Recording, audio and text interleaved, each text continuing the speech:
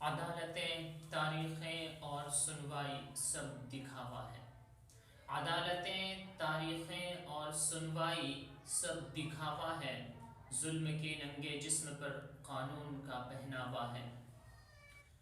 قرآن کی تعلیم کے مطابق انسان کی سب سے بڑی ذلت یہ ہے کہ وہ اپنے عیش و آرام یا مال و دولت یا اہل و عیال کی محبت میں مبتلا ہو کر حفاظت حق کی سختیوں سے ڈرنے لگے اور باطل کو طاقتور دیکھ کر اس کی غلامی قبول کرنے کے لیے آمادہ ہو جائے۔ یہ کمزوری ہے، اور یہ کمزوری در حقیقت جسم و جان کی کمزوری نہیں بلکہ قلب و ایمان کی کمزوری ہے۔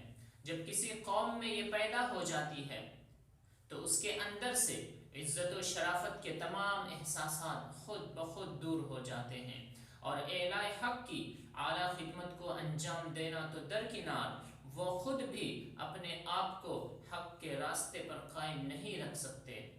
اب آئیے اسی کی روشنی میں آگے بڑھتے ہیں۔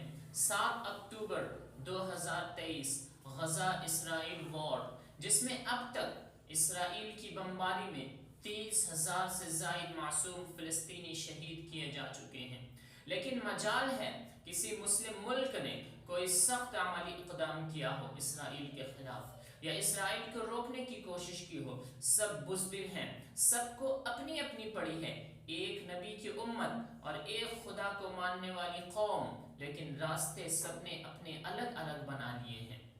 لیکن تف ہے ایسے مسلم حکمرانوں پر جو مندر تو بنوا سکتے ہیں لیکن غزہ کے لیے اپنی آواز بلند نہیں کر سکتے، اور تف ہے ان شیخوں پر جو فوڈ فیسٹیول کے نام پر ہزاروں ٹائپس کے فوڈ اپنے دسترخوانوں پر سجاتے رہے لیکن غزہ میں بھوک سے تڑپتے بچوں کے لیے روٹی مہیا نہ کروا سکے۔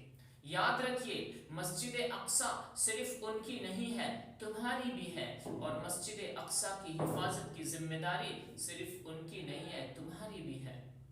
ایک طرف انہیں جنگ کا سامنا ہے اور دوسری طرف بھوک، پیاس، دواؤں کی کمی، ہسپتال ندارت، اور اوپر سے امداد کو بھی روک کر اہل غزہ کو مارنے کی مکمل پلاننگ چل رہی ہے۔ اور ایک سوال ان امن کے ٹھیکیداروں سے، how could you bomb in a hospital? How could you bomb in a refugee camp? تم امدادی کیمپ میں کیسے بمباری کر سکتے ہو؟ ہسپتالوں میں بمباری، مسجدوں اور اسکولز میں بمباری۔ Isn't it a genocide? Isn't it a heinous massacre? Isn't it an international crime? اور کیا انٹرنیشنل کرمنل کورٹ کو نیتن یاہو کے خلاف اریسٹ وارنٹ جاری نہیں کرنا چاہیے؟ کتاب سادہ رہے گی کب تک؟ کبھی تو آغاز باب ہوگا۔ کتاب سادہ رہے گی کب تک؟ کبھی تو آغاز باب ہوگا، اور جنہوں نے بستی اجاڑ ڈالی کبھی تو ان کا حساب ہوگا۔ And history will never forget that کہ مصر کے پاس دریائے نیل تھا اور غزہ پیاس سے مر گیا، اور تاریخ لکھی جائے گی کہ عرب اور کئی مسلم کنٹریز کے پاس تیل کے سمندر تھے جبکہ غزہ کے ہسپتالوں میں اور ایمبولینس کے لیے ایندھن نہیں تھا، اور تاریخ لکھی جائے گی کہ مسلم ملکوں کے پاس 4.6 ملین سے زائد فوجی تھے۔ مصر، ایران، ترکی اور پاکستان کے پاس جنگی جہاز اور میزائلز بھی تھے، مگر وہ غزہ میں قتل عام کو روک نہ سکے۔ ملینز اینڈ بلینز ڈالر اربوں نے ناچ گانے کی پارٹیوں پر اور تماشا میں اڑا دیے، لیکن غزہ میں روٹی نہیں تھا، اور تاریخ لکھی جائے گی کہ ایران، ترکی، پاکستان نے اسلام کا نام تو بہت استعمال کیا لیکن غزہ میں جاری قتل عام کو روکنے کے لیے ایک مؤثر قدم نہ اٹھایا، اور تاریخ لکھی جائے گی کہ مسلمان قوم اپنے حکمرانوں کو تو لعن طعن کرتی رہی لیکن خود اپنے طور پر میکڈونلڈ، KFC اور دیگر یہودی مصنوعات کو چھوڑ نہ سکی۔ اور یہ بھی تو ہماری آنکھوں کے سامنے ہوگا کہ مغرب میں لوگ اسرائیلی ظلم کے خلاف سڑکوں پر نکلتے رہے لیکن مسلم ممالک میں لوگ گھروں میں بیٹھے رہے۔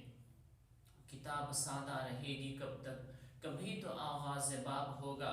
تھوڑی سی تبدیلی کے ساتھ، کتاب سادہ رہے گی کب تک؟ کبھی تو آغاز باب ہوگا، اور جنہوں نے ظلم کے خلاف خاموشی اختیار کی کبھی تو ان کا بھی حساب ہوگا۔ اور وہ کہتے ہیں نا کہ کہ ظلم کے خلاف جتنی تاخیر سے آواز بلند کرو گے قربانی اتنی ہی زیادہ دینی پڑے گی۔